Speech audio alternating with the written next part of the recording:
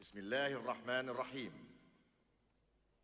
من محمد رسول الله إلى هرقل عظيم الروم، سلام على من اتبع الهدى. أما بعد، فإني أدعوك بدعاية الإسلام. أسلم تسلم، يؤتك الله أجرك مرتين، فإن توليت فإنما عليك إثم الأريسيين. He speaks of a new prophet in Arabia. Was it like this when John the Baptist came to King Herod out of the desert, crying about salvation?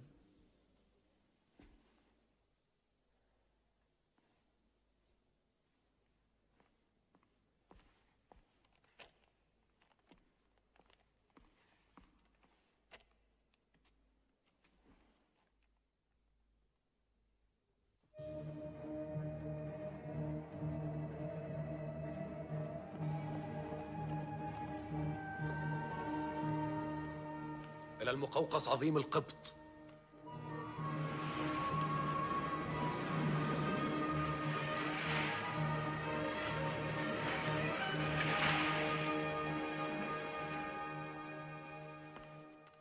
من محمد رسول الله إلى كسرى عظيم الفرس، أسلم تسلم، يؤتك الله أجرك مرتين، فإن أبيت فعليك إثم المجوس.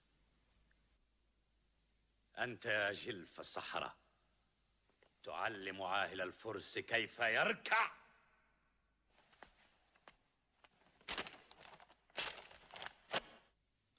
Muhammad, messenger of God. Who gave him this authority? من أعطاه هذه السلطة؟ أرسله الله رحمة للعالمين.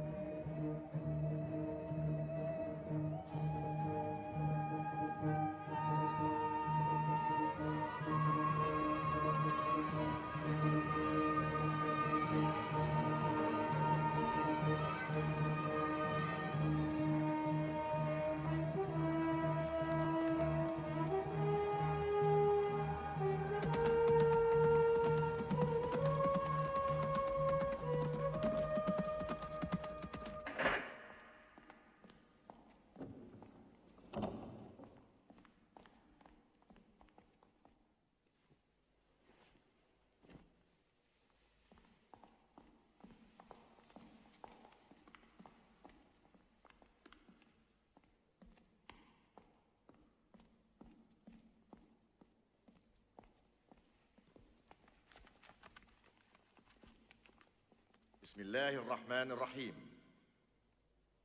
من محمد رسول الله إلى هرقل عظيم الروم، سلام على من اتبع الهدى. أما بعد، فإني أدعوك بدعاية الإسلام.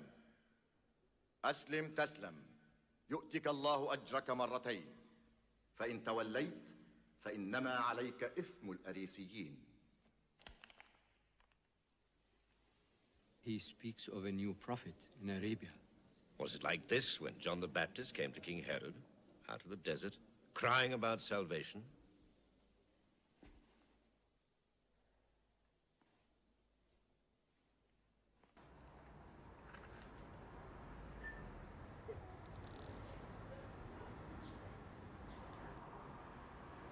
La chose la plus gênante quand on est en couple mixte, c'est notamment la différence de la pratique, puis au niveau des connaissances. Bon, les connaissances, ça peut venir avec le temps. Pour moi, personnellement, ça me gêne des fois. Par exemple, si je fais mon ramadan, que lui, mon époux, non... ou le contraire, lui, il fait son carême, 40 jours. Donc moi, des fois, oui, je me dis, oui, c'est gênant pour lui, c'est que je l'accompagne pas. Puis voilà, donc au niveau de ça surtout. Et après, le reste, on peut le vivre mutuellement. Donc au niveau des petites traditions, genre, par exemple, les fêtes de famille, les grandes fêtes de famille, par exemple l'Aïd, tout ça, on participe tous les deux. Les fêtes de Pâques, c'est pareil, fêtes de Noël, pareil. Donc ça va, dans l'ensemble, ça va. Pour l'enfant que nous attendons dans le futur, en fait, nous, on ne va pas l'imposer une religion. On va, du côté de mon mari, on va le baptiser à l'église. De mon côté, je vais le baptiser à la façon musulmane et il va être circoncis. Voilà, il va faire sa circoncision, voilà. Et puis, on va le laisser le choix dans le futur, pour choisir sa religion. J'ai lu le Coran. Je ne le connais pas par cœur, loin de là, parce que je ne l'ai lu qu'une fois. Je l'ai lu par contre très attentivement, en me posant beaucoup de questions, en m'interrogeant sur des passages qui m'ont un petit peu heurté, dans la mesure où, pour moi, si vous voulez, il y a donc, au niveau donc, des trois religions monothéistes, on a le judaïsme, qui en gros représente chez nous l'Ancien Testament. On a le christianisme qui représente les évangiles, et on a 6 siècles environ après le Coran, qui est donc l'islam. Là où ça m'a un petit peu heurté, c'est que finalement, quand on regarde entre les trois religions, on a l'impression que le Coran est un retour en arrière et fait un retour sur le judaïsme, en occultant complètement finalement le christianisme. Le Coran, il existe des miracles. Le Coran lui-même, c'est un miracle. Donc, c'est la même histoire pour moi qui se répète et qui vient enseigner les peuples, voilà, qu'il y a un seul Dieu unique, voilà, qu'il faut croire à tous les livres, les trois, tous les prophètes, les messagers, compris Jésus, parce que pour nous, on le considère comme, que Dieu le salue, comme un prophète, comme un messager, mais... C'est d'ailleurs le principal point de divergence, oui, parce que pour nous, c'est absolument pas un messager, c'est absolument pas un prophète. Il reste un être humain, pour nous, musulmans, c'est un être humain, il a eu sa place. Oui, mais alors comment expliquer, si c'était un être humain, la résurrection de Jésus, qui quand même aujourd'hui... qui est né d'un miracle, tout est écrit dans le Coran, sauf cette histoire de fils, le père... et la résurrection de Jésus aussi. Non, mais il ne faut pas occulter non plus la résurrection de Jésus, parce que c'est quand même lui qui a ouvert la résurrection. Oui, je veux dire, c'est c'est écrit dans le Coran, le jour du jugement, qui va revenir, qui va être le sauveur du monde, voilà, tout ça. Mais tout ça, c'est pour nous, Mohamed, pareil, il sera là, il est assis à côté de l'arche de Dieu, et puis voilà. Donc, après, toutes ces différences que je trouve, c'est un peu compliqué quand même. C'est compliqué. Pour répondre juste à ta question... Moi, je crois à tous les livres, à tous les prophètes, et voilà, ce qu'il a enseigné Dieu, et voilà. Pour moi, c'est ça. Un quart des jeunes filles musulmanes françaises de confession musulmane en France, par exemple, sont dans des relations mixtes ou dans des mariages mixtes qui sont en dehors du cadre strictement musulman. On les sort de l'islam? Bien sûr que non. Elles restent musulmanes et à partir du moment où elles font ce choix, c'est à elles de savoir ce qu'elles veulent.